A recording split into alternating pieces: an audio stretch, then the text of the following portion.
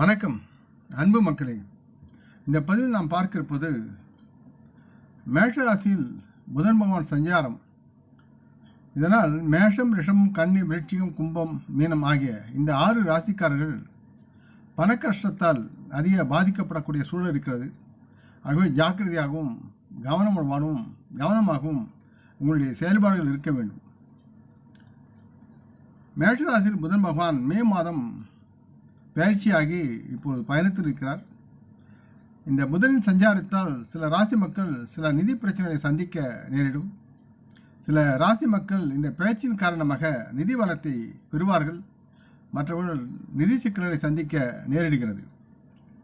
மேஷராசியில் புதன் சஞ்சாரம் செய்யும் போது எந்தெந்த ராசி மக்களுக்கு நிதி இழப்பு ஏற்படும் வாய்ப்புள்ளது என்பதை பற்றி நாம் பார்ப்போம்.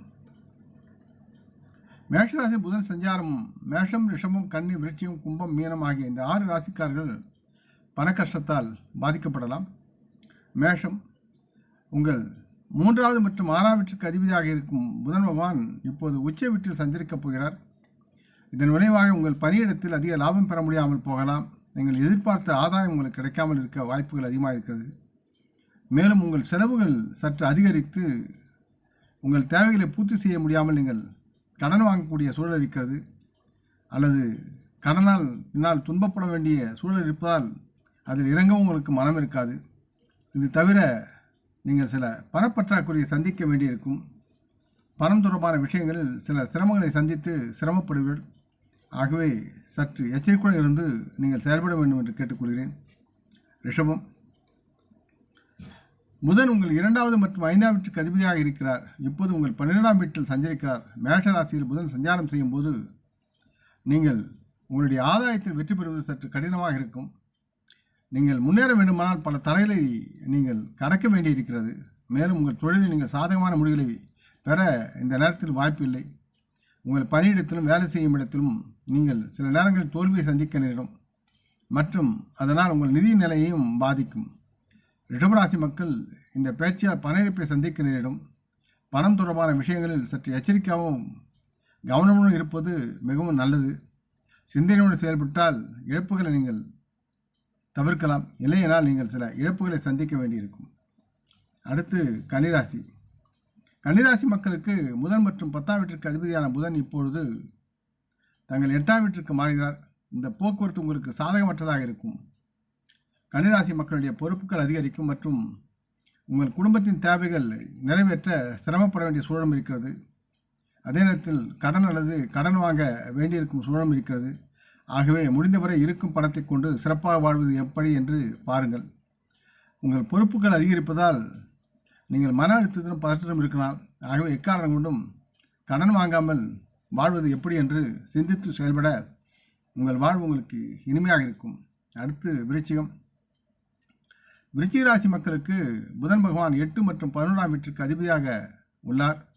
இப்போது அவர் உங்கள் 6வது வீட்டில் சஞ்சரிக்கிறார். விருச்சிக ராசி மக்களுக்கு வேலை அழுத்தம் அதிகரிக்கும். மறுபுறம் தங்கள் வியாபாரத்தை நடத்தும் விருச்சிக ராசி மக்கள் லாபம் ஈட்ட சில சிக்கல்களை எதிர்கொள்ள வேண்டியிருக்கும். எதிர்பார்த்த லாபம் வணிகத்தில் ஈடேறாது. இதனால் உங்கள் நிதிநிலையை பாதிக்கும் தன்மையில் உங்கள் வாழ்க்கைக்கு போதுமான பணம் சம்பாதிக்க உங்களால் முடியாமல் நீங்கள் தவறிவிடலாம். இதனால் நீங்கள் துக்கம் அடைவீர்கள்.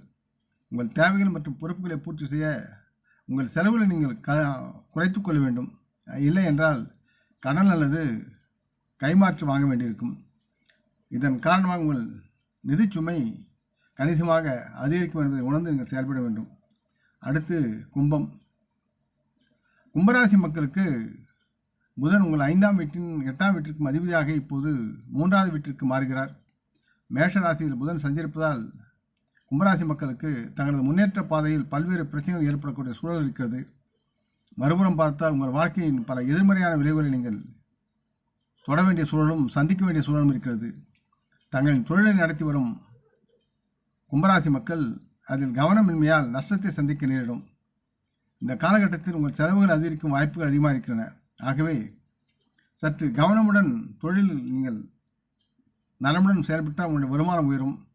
உங்கள் பிள்ளைகளின் ஆரோக்கியத்திற்கு பணம் செலவழிக்க வேண்டிய சூழலும் இருக்கிறது என்பதால் இந்த பணத்தை நீங்கள் சம்பாதிக்கக்கூடிய தன்மையில் நீங்கள் ஈடுபடலாம். ஆகவே தொழிலில் சற்று சிரத்தையுடன் கும்பராசி மக்கள் செயல்பட்டால் இதிலிருந்து தப்பிக்கலாம். அடுத்து மீனம். மீனராசி மக்களுக்கு இரும்பு போன்ற மனம் வேண்டும். எதையும் தாங்க வேண்டியிருக்க சூழல் இருக்கிறது. 2ஆம் வீட்டில் புதன் சஞ்சாரம் செய்வதால் ஏற்படும் இழப்பு. புதன் உங்கள் 4 மற்றும் 7வது வீட்டிற்கு அதிபதியாக இருக்கிறார். அவர் தற்போது உங்கள் 2வது வீட்டிற்கு மாறுகிறார். உங்களுடைய வியாபாரத்தில் வீழ்ச்சியை நீங்கள் கவனிக்க வேண்டியிருக்கும். வேலை செய்யும் மீனராசி மக்கள் சிறந்த ஒரு தொழிலாளியாக இருந்து உங்களுடைய வருமானத்தை அதிகரிக்க முடியாது. உங்களுடைய வாக்கில் சுத்தம் இருக்காது. வாக்கினால் நீங்கள் உங்களுடைய தொழிலை கெடுத்துக்கொள்ளக்கூடிய சூழலும் இருக்கிறது. மீனராசி மக்களுடைய செலவுகள் அதிகமாக கூடும். தேவையில்லாத விஷயங்களுக்காக நிறைய பணம் செலவழிக்கலாம். நீங்கள் மீனராசி மக்களுக்கு தங்கள் கவனக்குறைவாலும் பேச்சில் சுத்தம் இல்லாததாலும் தங்கள் தொழில் நஷ்டத்தை சந்திக்க நேரிடும் என்பதை உணர்ந்து வாக்குஸ்தானத்தை புதன் இருப்பதால் சற்று நிதானமாக சிந்தித்து செயல்பட வேண்டிய சூழல் இருக்கிறது. அவசரப்பட்டு எந்த வாக்குறுதியும் யாருக்கும் கொடுக்காதீர்கள். யாரையும் தூக்கி எறிந்து பேசாதீர்கள் என்பதை உணர்ந்து நீங்கள் செயல்பட வேண்டும். இந்த பதிவை நீங்கள் விரும்பியிருப்பீர்கள் என்று நம்புகிறேன். அப்படி இருந்தால் நீங்கள் இதை உங்கள் நலம் விரும்பிகள் பகிர்ந்து கொள்ள வேண்டும் என்று கேட்டுக்கொள்கிறேன். நாம் முன்னோர்களை மனம் வந்து போற்றுவோம். இந்த பதிவை லைக் செய்து சப்ஸ்கிரைப் செய்து மற்றவருக்கும் பகிரும் அன்பர்கள் யாவரும் வளமுடன் நலமாக தேக திரகாத்திர ஆயுள் ஆரோக்கியத்துடன் சகலவிதமான தானிய ஆபரண ஐஸ்வர்யனை பெற்று சர்வ காரிய ஜெயத்துடன் வாழ்வாங்க வாழ வேண்டும் என்று இறைவன் பாதம் பணிகிறேன். வணக்கம்.